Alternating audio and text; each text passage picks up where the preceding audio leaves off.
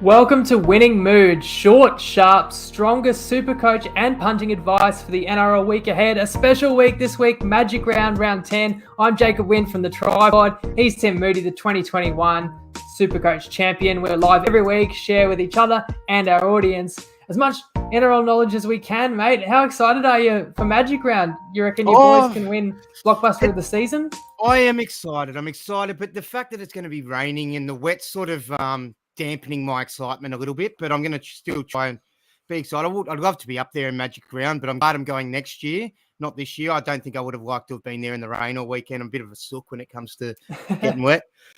It's funny because I don't live too far away from Brizzy. I could have gone, and I'm kind of slightly glad I didn't buy a ticket in the end because I can stay high and dry. But look, the thing is, what I love at Magic Round, they deliberately schedule it for a lot of even matchups, and the rain's just going to add to the theatre. It's going to make some of these games even closer. I'm sure we're going to have some absolute nail biters. We're going to have a packed house. And obviously, like the blockbuster of the round, and there's a couple, but none bigger than Panthers Storm, the two juggernauts of this it's exciting. decade. Yeah, how confident are you? Oh, look, I'm not too confident, to be fair. Look, we had a loss last week. I think Penrith usually would off a loss, try to bounce back. It's been a while since we've lost, so it's hard to remember how we bounced back. But yeah, bit Humble of a cheeky brag. little brag. Yeah. But look, I'm pretty confident that it'll be a close game. I think this game was going to be under 34.5, regardless of the weather. So the fact that it's going to be wet now, I'd probably take maybe even 10 off that. I reckon it could be under 24.5. I think it could be a real state of origin grind. I would have liked Pappy to have played, I guess, just so it's their best side against our best side. Would have felt a bit more even, but that is what it is. Let's see what happens. I feel exactly the same. Origin's exactly what comes to mind to me. It feels like it's going to be so similar to Origin level intensity and the crowd and the level of play. And I also think it's such a shame Pappy won't be there. But were you not concerned with the way that Penrith played last week? You put it down to just a little bit below their best, or just a massive performance by the Eels? Yeah, definitely not concerned. I think we needed a loss. It'd be if we were to go through the season undefeated and then come up to the finals or something like that. It'd be getting nervous around then. But the fact that we've had a loss, we know, it's something that to expect, and we've got to be there every week. We've got to turn up. So, Para are a real decent side, so no shame in losing to them as well.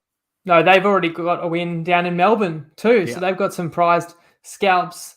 And you're right, when you're the champs, you are the hunted every week. So it is hard. It's such a grueling competition. It's impossible to be up every week, but no doubt they're going to be up for this one. So I mean, even the opening game of the round is Bulldogs Knights, which is nowhere near the stratosphere of that game. But yet I am really intrigued, and I think they're going to be every bit as desperate. But before we talk Magic Round, let's stay on the theme of round 9. How'd you go with SuperCoach wise?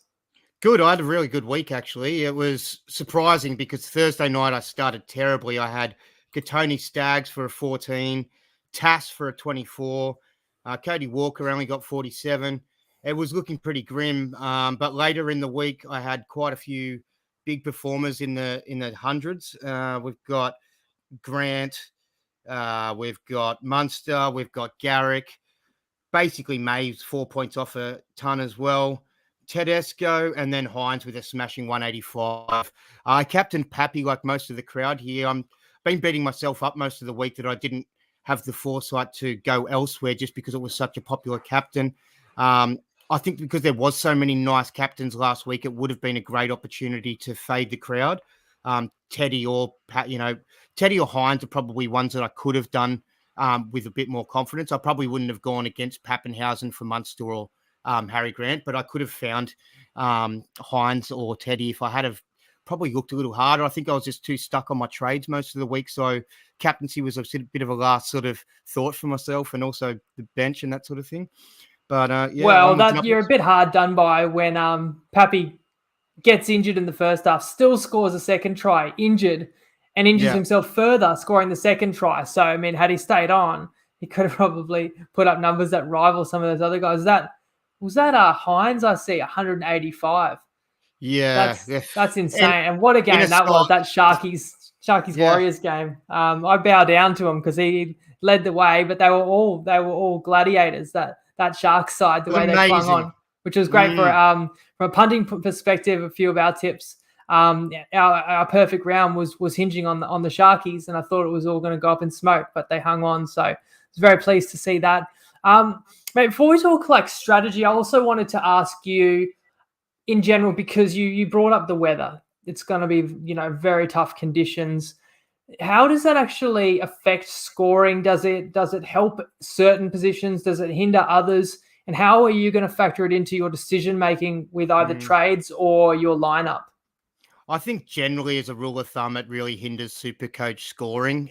Just a lot of those attacking plays, the passes have got to be, they minimize the passing. It's more just direct up the middle. So I guess maybe your forwards might have a little bit more than what they do. Maybe a little bit more tackles, maybe a little bit more runs. Maybe add 10 points to the average forward. I'm a bit nervous about some of the wingers, the centers this week, and I'm just concerned there's going to be a few low scores in there, and trying to avoid those is going to be the challenge, I think, because there's a lot of really equal matchups. As you said, they've tried to do that for Magic Round. So there's nothing that really stands out, except I think the Sharks look like they're a much stronger side than their opponent. So that's probably a handy thing to target. Hines looks like he is the set and forget captain for this week. I wouldn't be really looking around too much elsewhere, I don't think. I do have Tedesco, and I'm a little bit tempted to go Teddy against the Eels, just because I think the Roosters might do them. I've got a good feeling that the Roosters are now here. But then again, we've seen the form of Para. But yeah, I cannot wait for that game on Sunday either. And it is funny, Sharks Raiders, because pre-season those sides were pretty much seen as level and both be in the fight for the 8. But one has really ascended and the other one has come crashing back down to earth. But in terms of punting, again, cheating ahead, I can say we do really like Cronulla. Again, we're going to go back to the well with them. So that definitely makes a lot of sense, that less predicted blowouts means less players are going to get a lot of hauls of tries, line breaks, tackle breaks, try assist, line break assists, right? So offloads probably get put away. Sure, exactly. And that's going to reduce scoring. But yeah, I don't know whether there'd be more tackling, but just relatively the players, there's not going to be less tackles and those kind of stats. So that makes sense. So you're still talking about captaining a playmaker, and those aren't bad choices. But, I don't know, maybe there'd be, maybe a forward has a mammoth game or something like that. I don't know, like a Payne Haas or Cam Murray's obviously injured, but maybe your type of player that's got that stronger base stats could be a captain, or even if you're tossing up in who makes your starting lineup. Yep, for sure. I think even people who own IPAP or people that are buying IPAP, Zaya Papali'i, he's a good captain option, even though they're playing a tougher sort of matchup against the Dragons. The Roosters. He's a forward, so he does his work regardless. So he's a pretty safe option. I don't think he'd have like 120 in him, but I think he could get a good, 85 to 100. Which is something you'd be happy to take this round, I think. But I'm going to try for Hines. He did go pretty well in a wet game early this year. I can't remember. That's right. He carved up against the Dragons. Yep. Okay. I wasn't sure whether it was the Dragons. Thursday night in the pouring rain. Yeah. So that gives me a bit of peace of mind knowing that he can go all right. Also, the Sunday game is said to be the less rain, but then again, it could be better weather conditions. That's right. Who knows what state the field is going to be in? Look, one more note about the weather. We have factored that into our 2 out of 3 try score about. I can't wait to unveil that one to you guys. We've definitely factored in the conditions to make sure we've still got a ripping bet, and we're on a winning streak now. Won the last 2 in a row. So can't wait to share that one. But let's play squad game, red light, green light first, and talk about who's your hold and who's your sell for round 10? Okay, so this is an interesting week. I think with Pappenhausen going down, he's obviously a red light. He's gone for about 4 to 6 weeks, so we need to get rid of him. There's also on the injured list, Cam Murray, another person that needs to go. He's out for quite a while. So I think there's a good trades for these people. If I was bringing in people for Pappenhausen, you could look at the likes of Tommy Turbo, who I'm pretty keen on. Isaiah Papali'i, you could even do that. It sounds weird, but someone told me you'd be able to trade a fullback to a prop, basically, just through the amount of duels that we have most sides. So if you've got a guy in the centre wing that plays second row. You can move a lot of things. It's complicated, but everyone needs to know how to do that. I'll try to help you out with the step-by-step with that later, if that's something you're wondering. Also, I've lost my bloody where I'm up to on my sheet, to be fair. Oh, here we go. I was on last week's red light, green light, so I was making it very nervous. I have to use my memory. So my orange this week, these are the big ones. Targo, I wouldn't be selling him yet. Plays round 13, very important. He's had some low scores. Low scores mean big scores are coming. I think that he's going to turn it around pretty soon. Maybe not this week because it's against Melbourne and it's in the wet, but he is running at a bit of a roughie. The guy that's filling in, Marion Seve, I think it is, for the Storm. Yeah, because Remus Smith is out. Yeah, might find some love there. Stags, orange light, hold him. He'll come good. Talakai, he'll come good. Don't sell him. He's a gun. And we're going to be able to move him down to centre wing in round 12 because he's going to pick up that dual positioning. TPJ, I think I was close to getting him last week, but I ended up going with Lolo. I'm now of the thought we pick him up pretty much round 13 for the bye because he's so suspension and he sees the red mist too often. We could pick him up and then have him suspended for that round 13 and it'd be a waste of a trade. Another orange light is a big one. Burbo. I don't think I'm going to pick up Baby Turbo. I was real hot on him after watching him play the game. He scored like 100, scored 2 tries. He looks like he's got the nod in the centre over Morgan Harper. I'm just concerned that if he doesn't hold down the spot and he does become off the bench, it's a real AE problem. And I'm more thinking now, I've made a lot of money. I'm making money here, there, and everywhere. Maybe I don't need to make this money. Maybe I can save that trade. Look, if I'm saying I'm not getting Burbo now, but there's a chance I might still change my mind on that one, guys. So be prepared for that. But if I'm leaning at this stage, I think you don't need to do it. I just don't think it needs to be done. We don't have to. He is handy. He has dual positioning, but I'm sort of thinking about more saving now. And I think I just want to use my one trade, and that's going to be, for me, Pappenhausen to either IPAP or Turbo. And the reason I'm thinking IPAP is IPAP's very, very safe. He's got big 80s in him. Turbo's been very underwhelming. So I want to bring up his scores in a sec, but the green lights we've got to get onto as well. This is important. IPAP. I think he's a very, very good option. He's primo price, nearly 800K. His BE's high, but that doesn't matter. He's never going to lose much value. He's been averaging 81 and 91 over the last 3 weeks. Lolo as well. Eye test last week looked great. I thought they were trying to use him well close to the line, trying to get him crash plays. Almost scored twice, had 2 disallowed through knock-ons. And Drinkwater's another one for the green light. I'm not picking him up. There's a lot of people that are keen on him. I'm not that keen on him, but I'm giving him the green light for people because I do think he's a good buy. I've had a really good look at him, and his scores have been fantastic. He's been scoring 94, 43, not great, but 102, 113, and 74. Even the 43, you'd take that. And he's got an 85 average, so he's actually killing it. He used to, was going to be the next big thing for Melbourne Storm fullback, but ended up getting pushed out. So I don't mind him. I do think he's a good buy. And the only reason he might have been a yellow light like a week or two ago was because the hammer was coming back. But his form has just been so good, he's undeniable that now it looks like he's keeping the fullback jersey. At least the last couple of weeks, Hammer's been named on the interchange bench. And even if they do think that they need to move Tabuai Fido to the starting lineup, maybe he moves in the centres. So It does seem like Drinkwater's got job security as well as production, playing off a Cowboys side that's flying as well.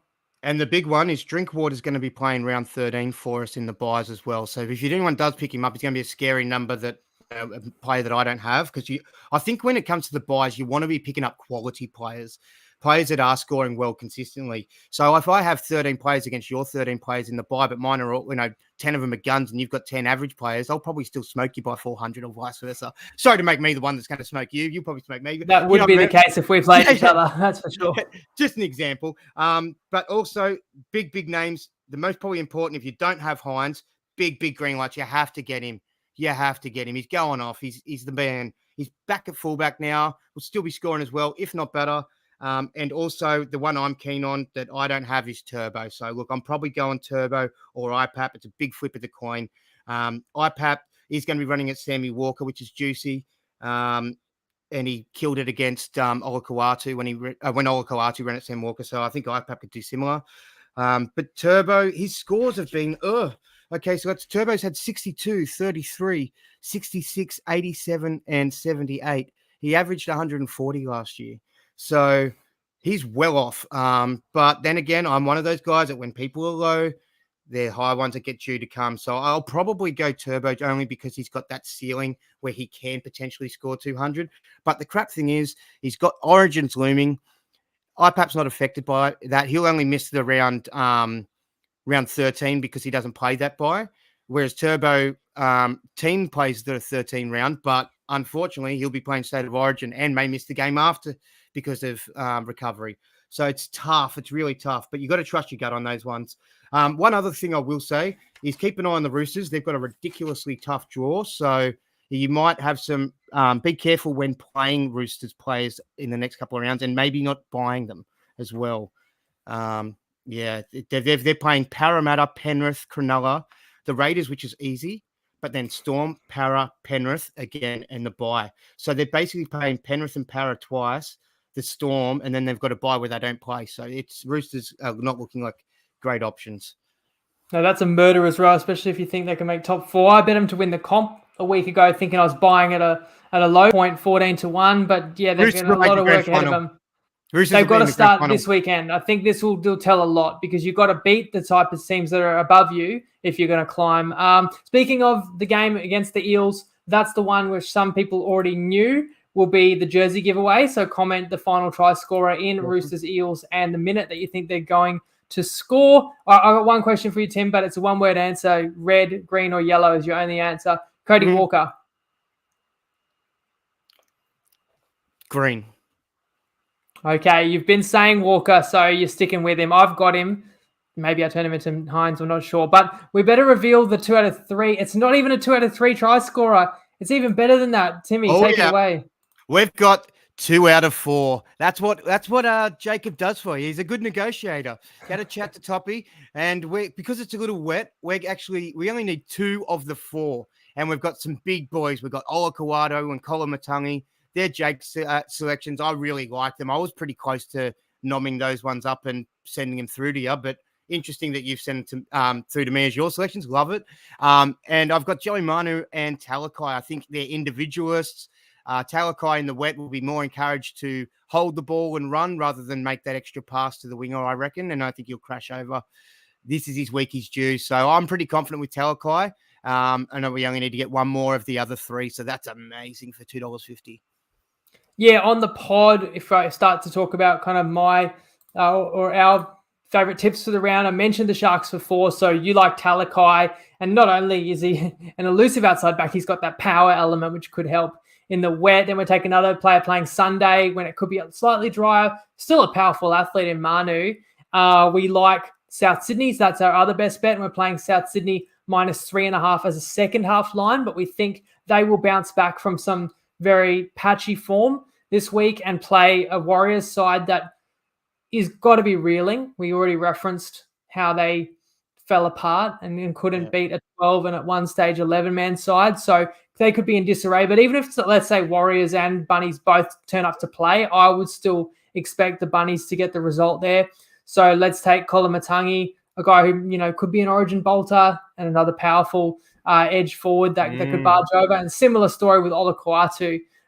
He won't have it easy against Brisbane, but coming back off illness, I think body should be fresh. I reckon he can crash over. So love that 2 out of 4. It's like the 2 out of 3, but with a whole extra shot as well. We only need 2 of them, and $2.50. You can have up to $200 of that on Top Sport. Now, Tim, have you been betting any of these player performance markets that the bookies have had out this year? No, I haven't. And the only reason I haven't is because I'm not big on following the stats and to the T. And I would, I'd rather just see something that's black and white for me. Like, yes, my team won, or no, they didn't. I don't really want to worry about the meters and all that sort of stuff. I think they're great if you know what you're looking for. But yeah, look, it's good for SuperCoach. I would have thought you would have the mind for it. Now, mind you, slightly different scoring criteria, so you'd need to read. I watch the footy and react. I don't really check the scores and do the maths and the numbers. I'm just really keen on what I see and responding to. I respect that. It's an art. It's an art as well as a science. We have got a bonus Magic Round punting show tomorrow night, and I am going to get you to weigh in on a special custom market that will be about player performance. And I'm even going to wrap the show for us. So thanks for tuning in, guys. Enjoy Magic Round. If you're punting, do it responsibly, and we hope we put you in a winning mood. Cheers, mate. Nice, you did it. Good work. I like when you